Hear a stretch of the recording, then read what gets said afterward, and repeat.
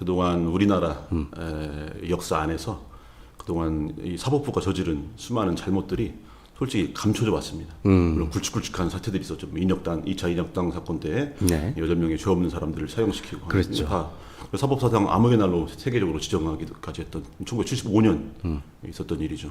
4월 8일에 사형 선고하고 18시간 만에 바로. 사형 집행해버린 네. 4월 9일에. 그것이 반복이죠. 근데 그동안은 보통 우리가 좀 거칠고 나쁜 걸 연상할 때는 보통 백골단을 하면서 네. 물대포, 최루탄, 그러다 경찰. 네. 그리고 우리가 이제 뭐 군사 쿠데타를 목격했기 때문에 또 박정희와 전두환을 거치면서 일단은 그 계엄군의 뭐 군합발 이걸 생각하니까 이제 뭐 나쁜 군인.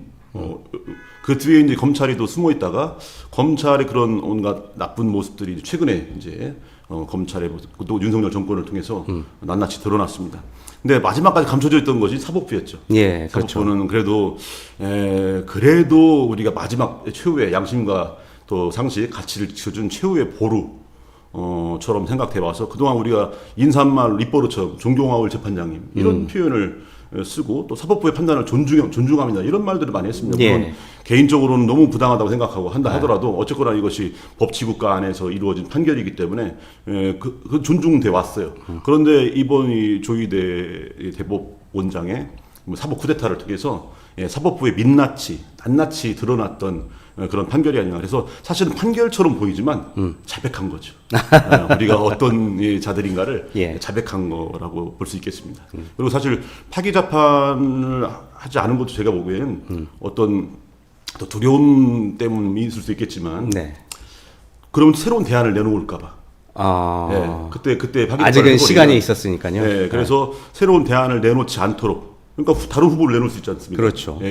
그래서 아예 더 시간을 끌고 2심 근데 다시 이제 파기환송심에서 아예 다시 유죄를 뭐 선고하든지 해서 이제는 나중에 후보 이제 기일이 끝났을 때 어찌할 수 없을 때 그래서 여당 단독 후보로 그러니까 기호 1번 자체를 없애려고 했던 의도가 그런 강했죠.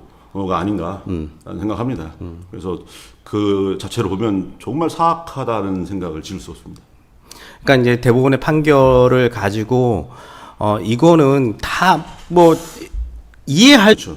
그러니까 이번 그 사법 쿠데타 사법 사태 모습은 법치권을 박탈한다라는 차원을 떠나서 국민들의 선정권, 국민들의 선거권을 박탈하려는 그런 시도인 거죠. 그러니까 이건 뭐 사실상은 어마어마한 정말 우리 그런 이 역사의 길이 남을 만한 그런 시도를 한 겁니다. 이는 사실 뭐 우리나라 사법사상 암흑의 날로 또다시 지정을 해도 될 법한 그런 말도 안 되는 일이었습니다. 맞습니다. 5월 2일 판결이 12.3 내란의 연장선상에서 정치적 목적으로 가진 사법행위로밖에 볼 수가 없는 거잖아요. 그래서 조희대 대법원장을 비롯한 10명의 대법관들은 법복 입은 윤석열인 거죠. 맞습니다. 그리고 또 공교롭게도 그 10명이 정확히 윤석열 대통령이 임명한 사람이에요. 네, 그러니까 일반적인 상식을 가진 사람이 보면 이것에 대해서 어떻게 그냥 그러려니 할 수가 있는 게 아니에요.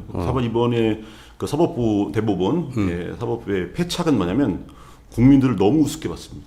거의 뭐 돼지 수준으로 보는 거죠. 그렇죠. 그냥 우리가 판결하면 사법부의 판단을 존중합니다. 물론 억울하긴 하지만 존중하겠습니다. 이럴 줄 알았던 거예요. 이게 아닌 거죠. 말도 안 되는 그런 시대착오적인 또 결단이기도 한 것 같습니다.